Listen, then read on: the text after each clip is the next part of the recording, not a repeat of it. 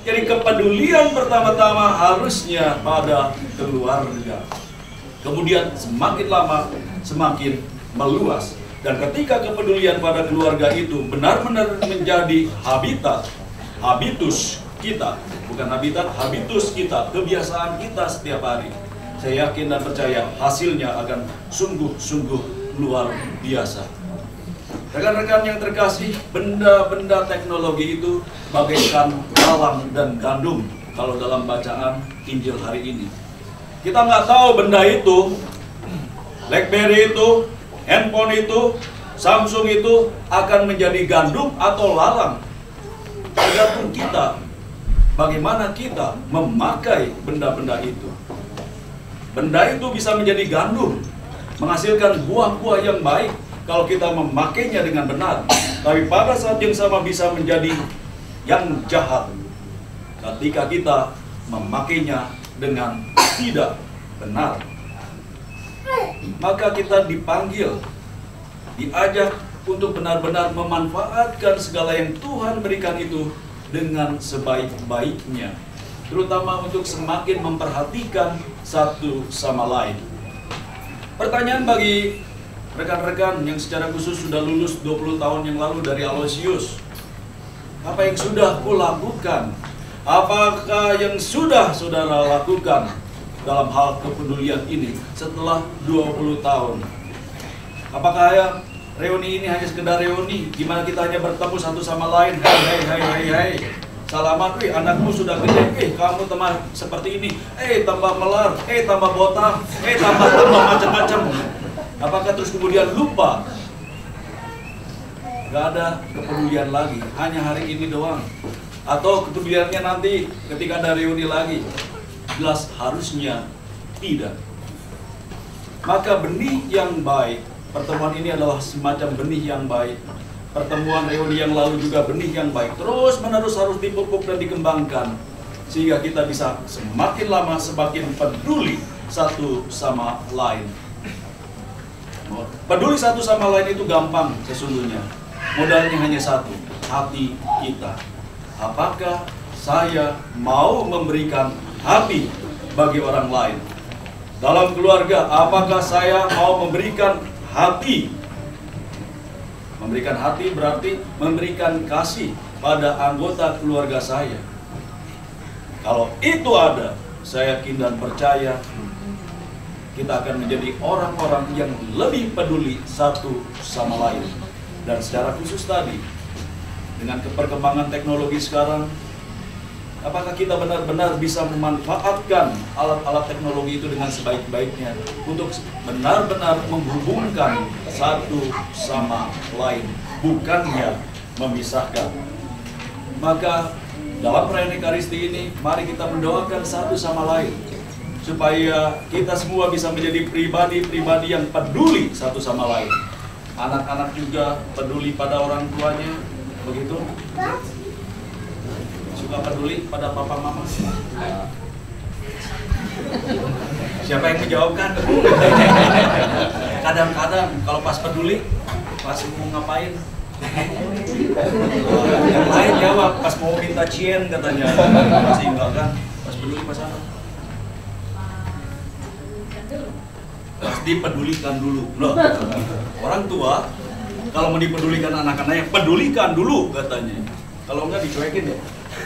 Kalau nggak dipedulikan, dicuekin. Kadang-kadang, jawabnya kadang-kadang terus. Takut dimarahin soalnya. Demikian, jadi relasi kepedulian itu adalah relasi timbal balik sesungguhnya. Timbal balik satu sama lain.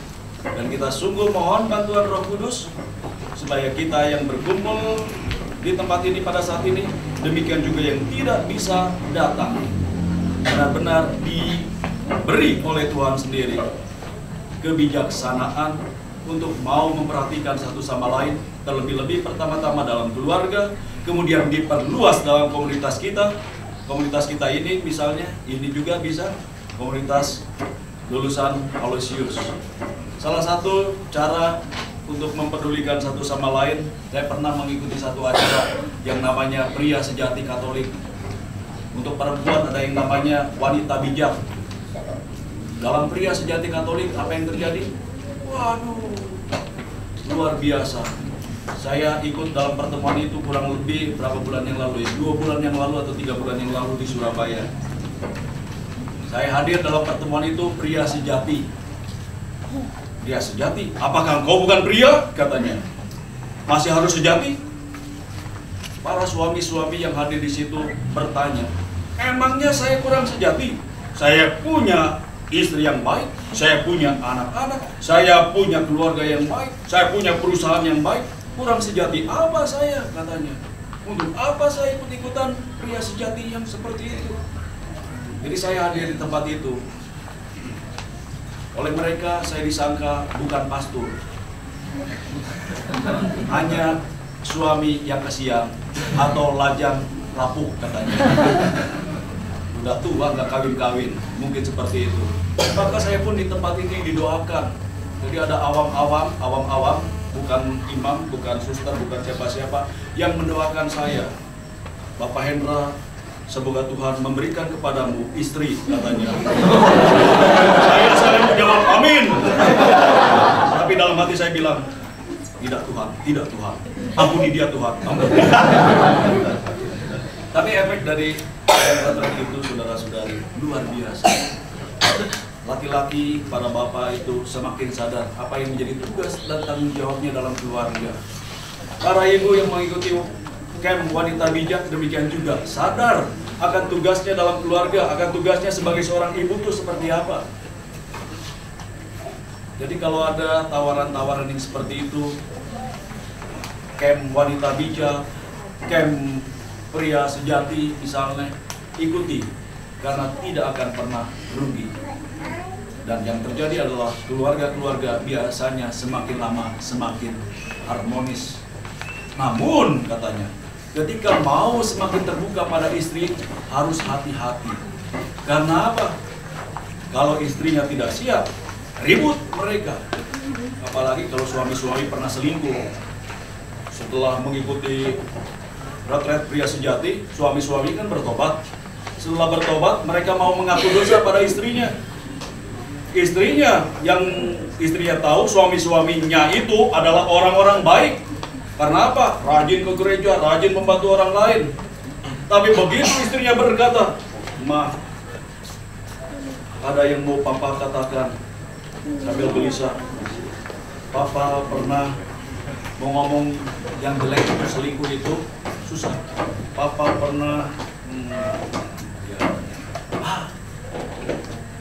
apa sih mau bilang apa? Mama jangan marah ya." Enggak akan marah.